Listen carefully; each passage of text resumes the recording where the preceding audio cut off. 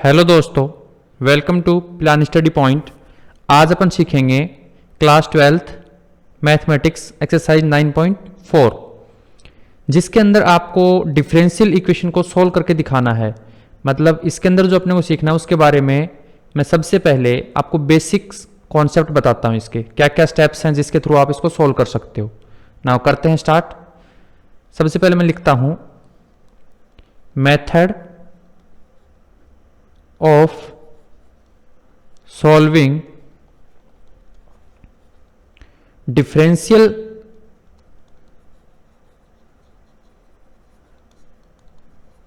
equations। Okay, इसको solve करने के तीन अलग अलग मेथड है। पहला मेथड है, उसके बारे में डिस्कस करता हूं मैं यहां पे, differential equation with variable separation. Okay, now second जो मेथड है आपका वो है homogeneous differential equation. Homogeneous differential equation. And जो थर्ड प्रोसेस है वो रहेगा आपका linear differential equation. Linear differential equation. Okay, तो अपन 9.4 कर रहे हैं, तो 9.4 के अंदर differential equation with variable separation method सीखेंगे। आई होप इतना जो मैंने अभी तक बताया है ये अच्छे से क्लियर हुआ होगा कि कौन कौन से मेथड अपने को यहां पर सीखने हैं। तो 9.4 में अपन सीखेंगे ये वाला प्रोसेस, 9.5 में ये वाला होमोजेनियस डिफरेंशियल इक्वेशन। ओके, तो अब करते हैं इसको स्टार्ट कि इसके लिए क्या क्या स्टेप्स यूज में लेने हैं। तो मैं चलता हूं नेक्स्ट पेज पे। तो यहां पर मैं आपको बताता हूं वेरिएबल सेपरेशन मेथड के बारे में। तो सबसे पहले मैंने लिखा वेरिएबल सेपरेशन मेथड। ओके, इसके लिए आपको मैं दो स्टेप्स बताता हूं, ये यूज में लो, भले कितना भी बड़ा क्वेश्चन क्यों ना हो आप इजीली सॉल्व कर सकते हो। फर्स्ट क्या है यहां मैं बता देता हूं। First step, separate the variable. मतलब सबसे पहले आपको वेरिएबल को सेपरेट करना है। ओके, नाउ सेकंड स्टेप में, सेकंड में आप इंटीग्रेशन करोगे। इंटीग्रेशन मतलब आपको दो ही स्टेप्स यूज में लेने हैं। पहले आप सबसे पहले सेपरेट कर दो वेरिएबल को, अगेन इंटीग्रेशन कर दो। सेपरेट वेरिएबल का मतलब है कि x dx ये जो वैल्यूज मिलेंगी इनको एक तरफ ले जाओ, एंड जो y और dx y जैसी वैल्यूज मिलेंगी उनको अदर साइड में ले जाओ। ये हो जाएगा वेरिएबल सेपरेशन। और उसके बाद में आप इस पे इंटीग्रेशन कर दो, देन आपका आंसर आपको फाइंड हो जाएगा। अब इसको मैं एक एग्जांपल के थ्रू करके दिखाता हूं ताकि आपको कुछ यहां पर अच्छे से समझ में आ सके। ओके, नाउ चलते हैं नेक्स्ट पेज पे, वहां बताता हूं मैं आपको एक एग्जांपल। जैसे मान लो मैंने एक एग्जांपल लिया यहां पर, find the general solution. Find the general solution of the differential equation।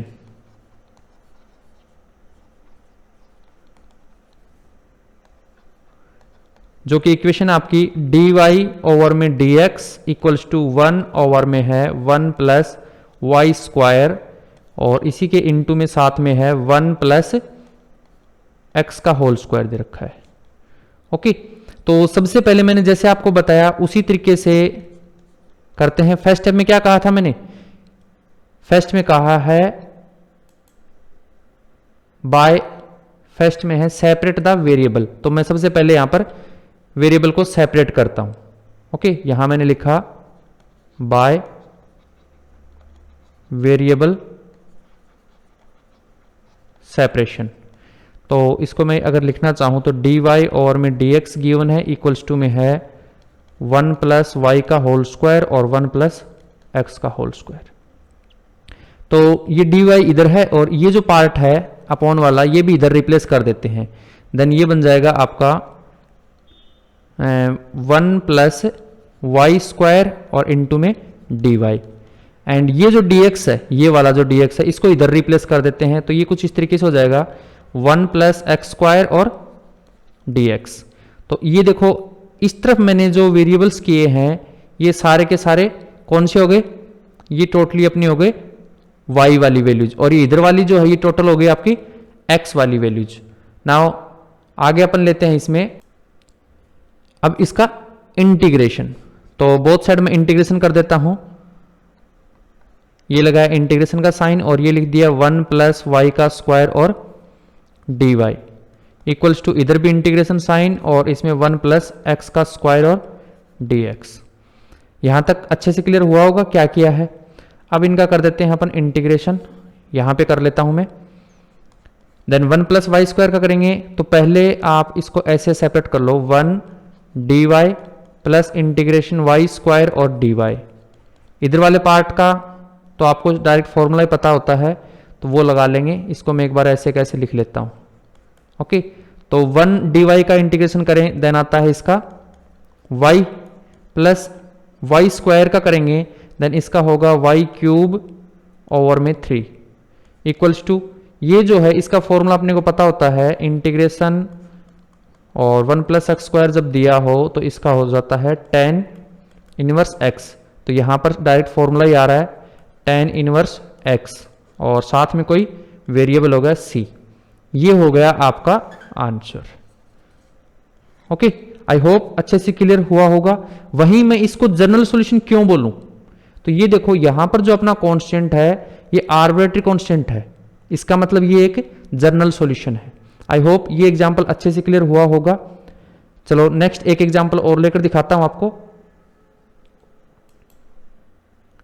तो यहां पे मैं एक एग्जांपल लिखता हूं, मान लो मेरा एग्जांपल है कुछ इस तरीके से, find the equation of curve passing through the point 1 1 whose differential equation is x dy equals to है 2x स्क्वायर प्लस 1 और साथ में dx और दे रखा है और क्वेश्चन में कह रहा है ये x नॉट इक्वल टू 0 होना चाहिए। तो वही स्टेप्स अपन यूज में लेंगे जो अपने को गिवन किया है। ये जो इक्वेशन, इसमें सबसे पहले वेरिएबल सेपरेट करेंगे। तो मैंने लिखा given x dy equals to 2x square plus 1 और साथ में dx, ओके। नाउ अब यहां पे लेते हैं वेरिएबल सेपरेशन, तो बाय वेरिएबल सेपरेशन। तो ये जो x है इधर रिप्लेस हो जाएगा, इधर ओनली dy बचेगा। तो ये आ जाएगा कुछ इस तरीके से 2x स्क्वायर प्लस 1 अपॉन में x है और ये dx। अब चाहो तो इसको थोड़ा और सिंपल वे में कर लो और उसके बाद इंटीग्रेशन कर दो। तो मैंने लिखा dy, इसको सेपरेट ओपन कर दिया, 2x स्क्वायर ओवर में x प्लस 1 ओवर में x और ये dx। ये वाला x इस x से कैंसिल हो रहा है, एक x ऊपर बच जाएगा। तो इधर मैं इसको लिख कर दिखा देता हूं, dy इक्वल्स टू ये आ जाएगा 2x प्लस 1 ओवर में x और एक बार इसको ब्रैकेट में ले लेता हूं, ये भी ब्रैकेट के अंदर ही है dx। अब कर देते हैं इंटीग्रेशन। तो ये तो आ जाएगा आपका इंटीग्रेशन dy और इधर वाला आ जाएगा इंटीग्रेशन 2x। सेपरेट सेपरेट लिख रहा हूं मैं यहाँ पे, dx प्लस इंटीग्रेशन 1 ओवर में x और dx। देन dy का इंटीग्रेशन तो आ गया आपका y और ये जो है इसका आ जाएगा 2 के साथ यहाँ पर 2 बाहर और x का करेंगे तो x स्क्वायर ओवर में 2, 2 से 2 कैंसिल हो जाएगा और इधर 1/x का करेंगे तो ये हो जाएगा log x और प्लस में c। तो ये जो है आपका एक जनरल सॉल्यूशन हो गया। बट यहां पर क्वेश्चन में अगर देखें तो ये किसी एक 1 और 1 पॉइंट से पास आउट हो रहे हैं। मतलब यहां पर अपन कह सकते हैं कि where x is equal to 1 दे रखा है and y is equal to also 1 दिया है। तो ये रिप्लेस करेंगे यहां पर वैल्यू, तो ये आ जाएगा 1 इक्वल्स टू, यहां पर ये 2 कैंसिल हुए तो 1 का स्क्वायर प्लस log 1 और प्लस में c।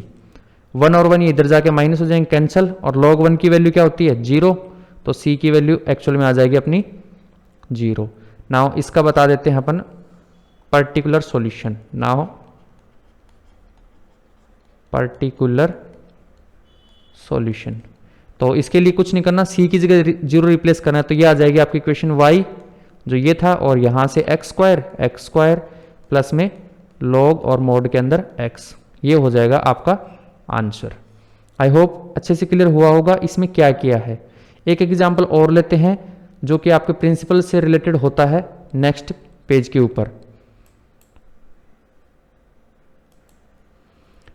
अपना जो आगे एग्जाम्पल है वो इस तरीके से कोई, in bank principal increases continuously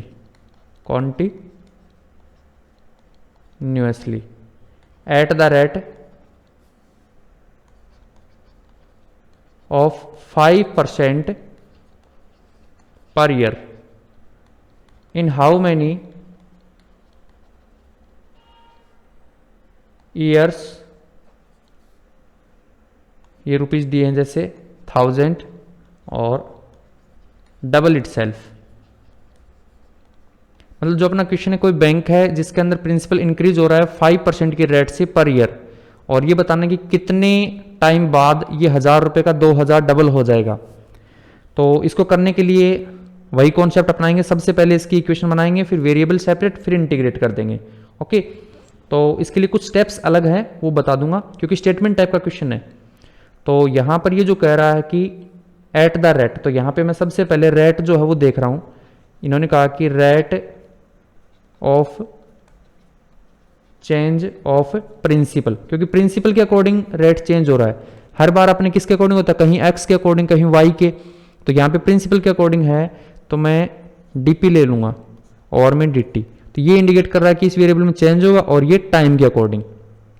यहां पे बगल में बता देता हूं कि लेट जो प्रिंसिपल है वो आपका P है। ओके, नाउ अब मैं अकॉर्डिंग टू क्वेश्चन लिखता हूं। क्या कहा है कि 5% पर ईयर, मतलब DP ओवर में जो DT है ये आपका 5% ऑफ प्रिंसिपल, मतलब 5% किस पे, प्रिंसिपल पे। अब वो प्रिंसिपल कितना है वो अपने को नहीं पता, यहां पे जो ये है ये कंडीशंस के अकॉर्डिंग लेंगे आगे। नाउ यहां पर इसको अगेन करते हैं, DP ओवर में DT, अब 5% है मतलब 5 और ओवर में परसेंट के लिए 100 आ गया इनटू प्रिंसिपल। अब बाय वेरिएबल सेपरेशन कर दो, बाय वेरिएबल सेपरेशन, तो ये आ जाएगा आपका, ये P इधर जाएगा तो 1 ओवर में P और साथ में DP इक्वल्स टू में आ गया 5 और 100 कैंसिल हो रहे हैं, 1 ओवर में 20, मतलब 1 ओवर में 20 इंटू में DT है। अब यहां पे अपन क्या करेंगे, इसका कर देंगे बोथ साइड इंटीग्रेशन, तो मैं लिख रहा हूं बाय इंटीग्रेटिंग, तो ये तो आ गया इंटीग्रेशन 1 ओवर में P और ये DP इक्वल्स टू 1/20 बाहर ले लेंगे, अंदर रह गया 1 और DT। ओके, नाउ इसका करें तो ये तो आ जाएगा आपका log, और मोड के अंदर P, मोड में लेने की जरूरत नहीं क्योंकि प्रिंसिपल हमेशा पॉजिटिव होगा तो कोई फर्क नहीं पड़ता, लेना चाहो तो ले भी सकते हो, इक्वल्स टू 1/20, ये तो ऐसा कैसा जाएगा, 1 का करेंगे तो T, मतलब ये आएगा T ओवर में 20 और प्लस में C जो आर्बिट्री कांस्टेंट होगा वो। तो इस तरीके से ये अपना हो जाएगा इसका सॉल्यूशन। बट यहां पे कुछ हमें कंडीशंस दी हैं, तो इस कंडीशन के लिए सोल्व करने का सिंपल सा वे ये है कि आप यहां पे एक सेपरेट टेबल बना लो। क्या करो, एक टेबल बना लो, जैसे कि मान लो मैं यहां पे कलर ले लेता हूं, मान लो मैंने ले लिया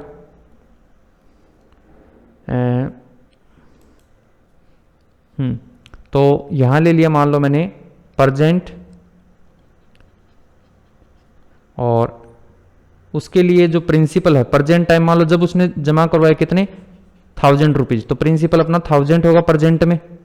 वहीं इसके अकॉर्डिंग टाइम, तो ये जमा ही करवाया तो टाइम अपना एक बार 0 ईयर्स ले लेंगे क्योंकि प्रेजेंट में जमा करवाया। फ्यूचर में अपन बात करें फ्यूचर की, तो उसके लिए ये डबल हो जाएगा, मतलब 1000 का प्रिंसिपल कितना हो जाएगा, तब हो जाएगा 2000, है ना। और तब टाइम इज इक्वल अपने को पता नहीं क्वेश्चन मार्क। ओके, तो नाउ इन दोनों की हेल्प से अपन इसके अंदर वैल्यू फिल करेंगे और आंसर सॉल्व करके दिखाते हैं।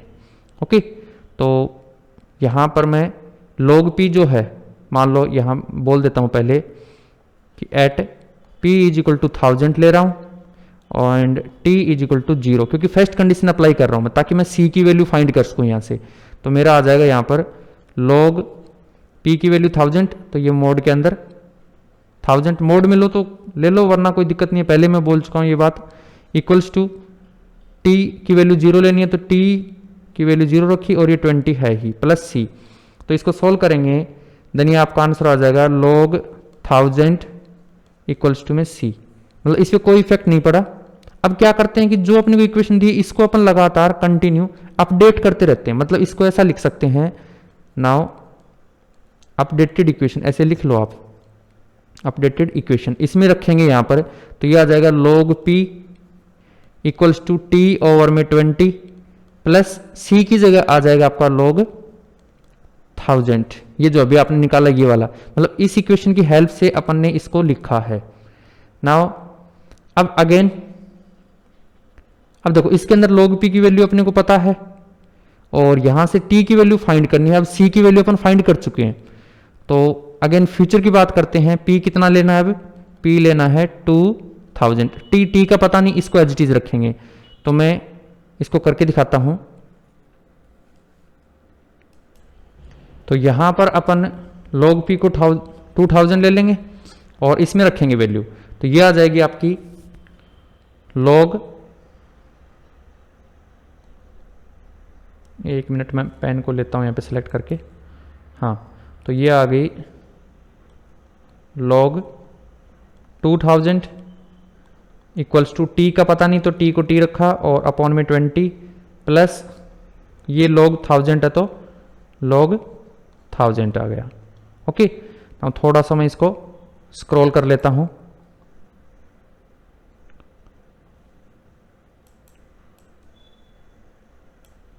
यहां पर हो जाए भाई थोड़ा सा ऊपर, हाँ। तो अब देखो इस पार्ट को मैं इधर सॉल्व कर लूंगा। तो ये log 2000 है ना, इसको मैं यहां लिख रहा हूं log 2000। ये जो वैल्यू है इतनी सी log 1000 वाली, इसको इधर रिप्लेस करूंगा, देन ये हो जाएगी log 1000। इधर क्या रहेगा आपका t ओवर में 20। नाउ अब ये अपने को एक फॉर्मूला पता होता है log का, log m minus log n जब भी दे रखा हो तो इसे लिख सकते हैं log m अपॉन में n। मतलब इसको ऐसा लिख सकते हैं log 2000 अपॉन में 1000 इक्वल्स टू में t बाई 20 है ही। 2000 से 1000 कैंसिल हो गया, देन ये आ गया आपका, यहां लिख लेता हूं मैं log 2 और इक्वल टू में t और 20। अब 20 को इधर रिप्लेस कर देते हैं, देन ये हो जाएगा 20 log 2 और ये t। नाउ याद रखना कि बाय डिफॉल्ट मैथ के अंदर log के साथ यहां पर e होता है। अगर आप फिजिक्स केमिस्ट्री की बात करोगे देन यहां पर उसमें 10 बेस ले लिया जाता है।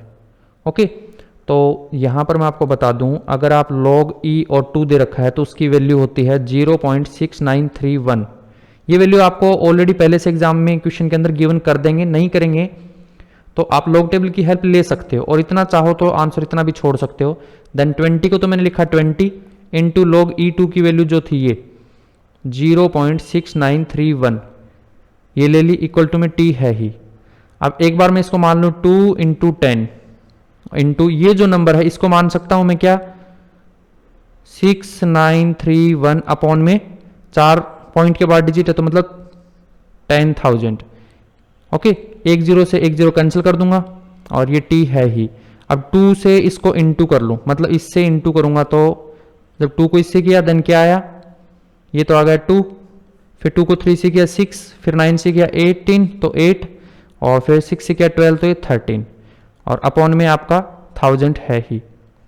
अब यहां से 3 जीरो हटा के यहां पॉइंट लगा दो तो आपका आंसर हो जाएगा लगभग 13.8 ईयर्स के समथिंग हो जाएगा ये आपका आंसर। आई होप अच्छे से क्लियर हुआ होगा कि अपने को 9.4 में कौन सा मेथड लेना है, किस तरीके से उसको सॉल्व करना है। अगर वीडियो अच्छी लग रही हो तो शेयर करें और लाइक करें और चैनल को सब्सक्राइब करना ना भूलें। जो एक्सरसाइज के क्वेश्चन है वो अपन नेक्स्ट पार्ट में करेंगे नेक्स्ट वीडियो के साथ। ओके।